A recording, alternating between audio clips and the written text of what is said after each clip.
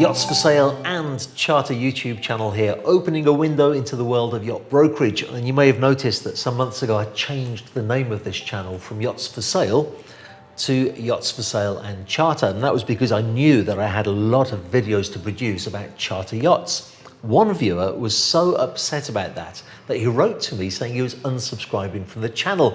But it does seem that most viewers have actually enjoyed all of the content about charter yachts, as well as yachts that are still for sale as well. I had a lot of comments on charter and whether it's really worth your while to charter a yacht, whether it's better to buy. So I thought I'd produce a short video just looking at some of those comments.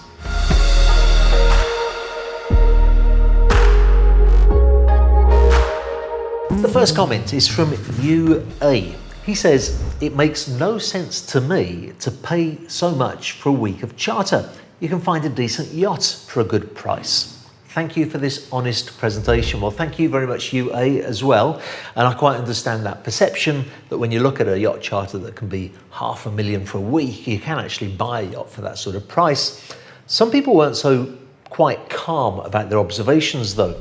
Source One of RI said 95% of what people do on these charters, they can do the same things while staying at a much, much nicer rental home or hotel with full wait staff for less than a tenth of the cost of the charter. And your house or hotel isn't constantly rocking like it would be on open water. Actually, he had somebody answer him, Anthony Takwam, said it's still a lot better. You can't wake up every morning in a different city in a hotel or villa, can you? You can do that on a yacht. Think about it. In reply, Source One of RI says, at Anthony Takwam, first of all, arguing on here is for children.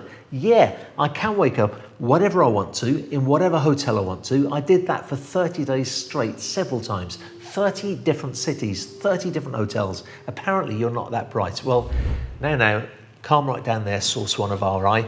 No need to get quite that upset about it. I can understand the difference of opinion because it can seem like a lot of money to charter a yacht, and you can get some really lovely hotels as well for the same sort of price.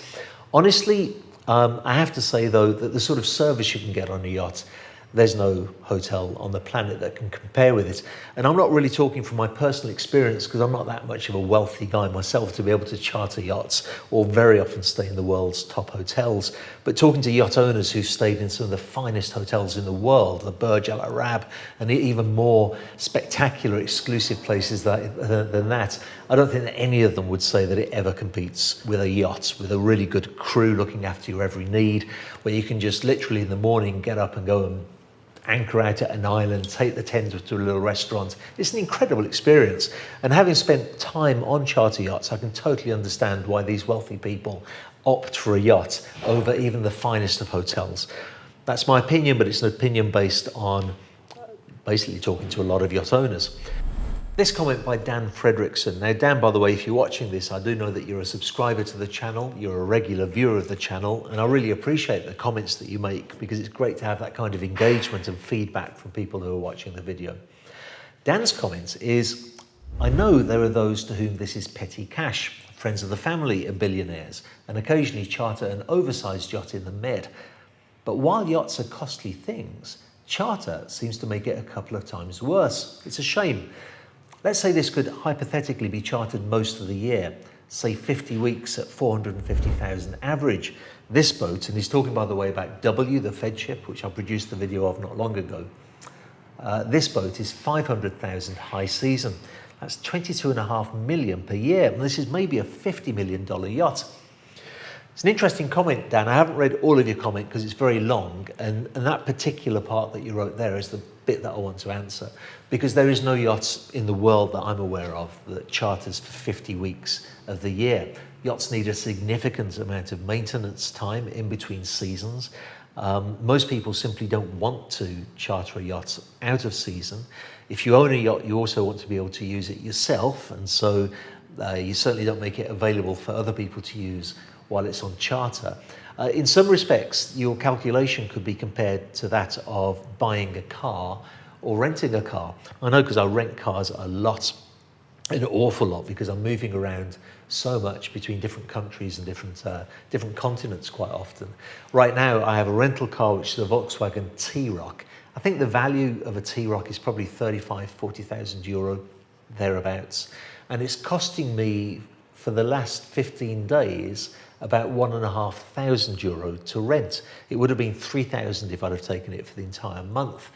So clearly, if I was to rent every single day of the year my car, I may as well buy the car rather than rent. But I don't rent for financial reasons. I rent for the convenience that I can get the car where I want it, when I want it, and not have the inconvenience of insurance, of breakdowns, maintenance, or anything like that. And people who charter yachts have a very similar mentality. If they want to experience the Bahamas on a yacht, the expense of chartering a yacht really does make sense, because you can fly to the Bahamas, take the yacht that you want, go to the place that you want, and then at the end of your 1 week, 2 weeks, 3 weeks, it's all over.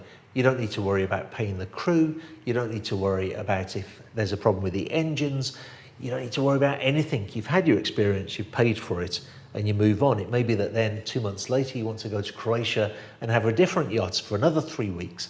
You pay what you pay, you take the yacht for that period of time, you have the experience of being a yacht owner, and then you go home and you have no more worries about it. It's quite a different thing for a yacht owner and the expenses that they have. Many yacht owners are constantly being presented with bills for engine maintenance, engine service, generator services, problems with the crew. As one crew member might leave, there may be an argument amongst the crew as well, and so that has to be dealt with too. A lot of the larger yachts will use yacht management companies that handle all of those things, but nonetheless, the bill at the end of the month always goes to the owner, and they have to pay for that.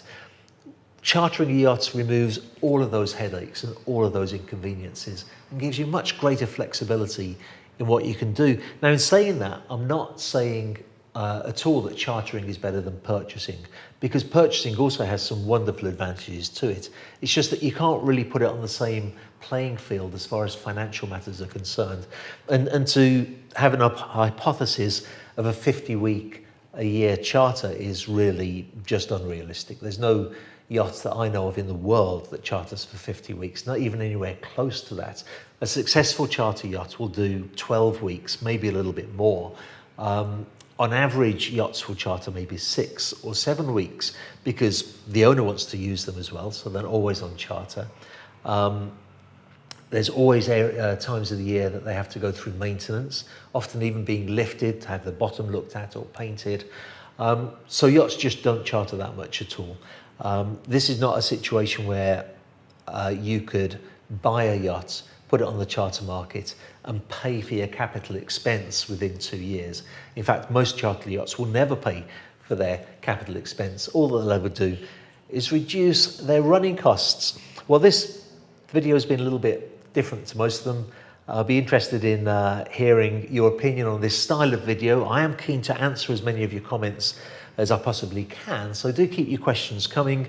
I was looking at some of your questions recently, which are regarding stabilizers on yachts and regarding as well whether yachts can go transatlantic. I get so many comments.